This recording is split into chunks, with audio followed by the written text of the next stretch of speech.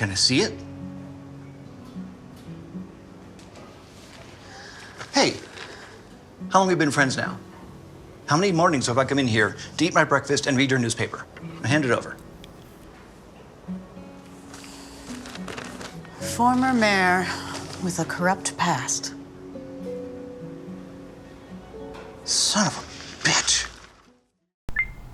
Livingston come out wherever you are, and they have this great music score, fantastic script and performances. I loved how they accomplished the ghost town scenes with 0 people coming in or out, or cars, and also all the outdoor scenes. It's just very natural. I love the natural lighting, and it's we have all the worst nightmares. After trying to break out for just a little while, after a scandal, someone goes into the woods off grid, and then it's doomsday when they are back. It's the right level of cryptic and mysterious, and the right level of terrifying possible scenarios, and I loved it. It's a great job.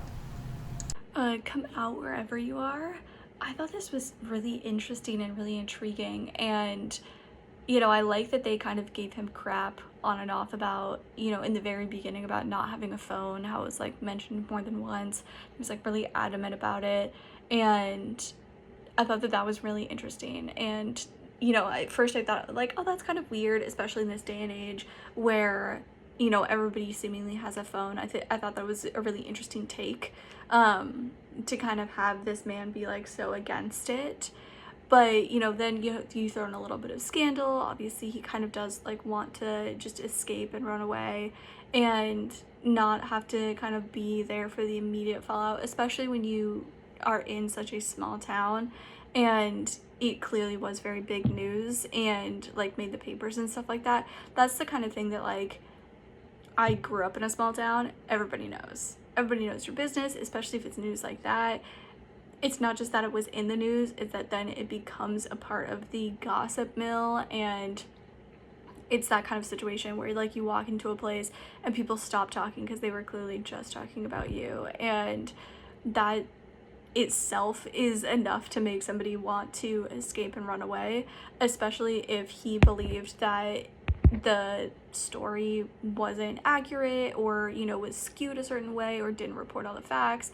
Like, even more reason for him to escape and get away to this hunting cabin where he doesn't have to deal with all of the immediate fallout and can kind of wait it out to see if it calms down a little bit, if new news comes in and kind of takes some of that spotlight off of him, and then to come back, which I thought was all really realistic, and then to come back and have absolutely no idea what happened, and like there's no clues, there's no anything, it seemingly happened out of nowhere, like no destruction or anything like that, it just dust. And I thought that was so curious, and I also would have gotten the hell out of that town as well. Like, I absolutely would have taken the exact same route and been like, clearly something happened here, I should not be here anymore. And then to kind of find somebody,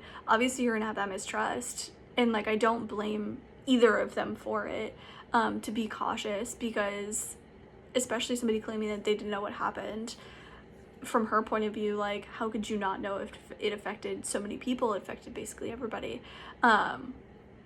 But I thought it was really interesting that then they like went their separate ways and were like, best of luck, essentially. Like, if I come across you again, like, I'll help you out, but like that was that. They exchanged their information and kind of went their ways. And I thought that was also really interesting because I feel like it speaks more to who they are as people, like with his tendency to like run and escape and like to be isolated, and to have that be perfectly fine with him, that he didn't need anybody there when he was at his cabin for however many weeks. Because for me personally, I feel like if I was in that situation where this devastating things happened, and you don't know how big the reach is. You don't quite know how many people it's affected. Clearly it's affected a ton of people though, because like the entire town is just gone. Most everybody you know has a cell phone. That I would probably want to stick with somebody that I like. If I was alone for however long and then found somebody, I would, me personally, I would probably want to kind of cling. So I just thought it was really interesting, but it did speak to his, kind of behavior and his self that like they had already kind of laid into the film, which I thought was interesting. This is built like a Twilight Zone universe. Black Mirror, for instance. You get this really good feel of what could be, very reminiscent to like the Walking Dead pilot, for instance. We get these characters who end up caught up with modern technology and the villains. I think this story builds off the idealisms of man versus technology. They come up with this very believable concept. It's probably true to an extent, which is why this seems to be so believable, but within the short film, they have this instance, so to speak, where everyone around them and their surroundings are gone. And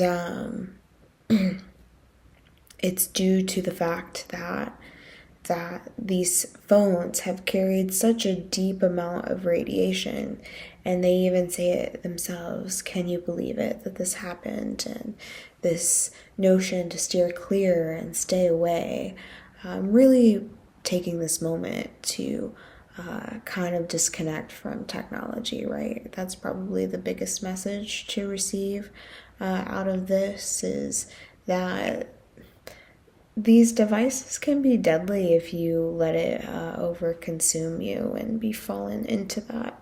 So to be mindful of your use of technology, I think, is one of the bigger themes within this piece.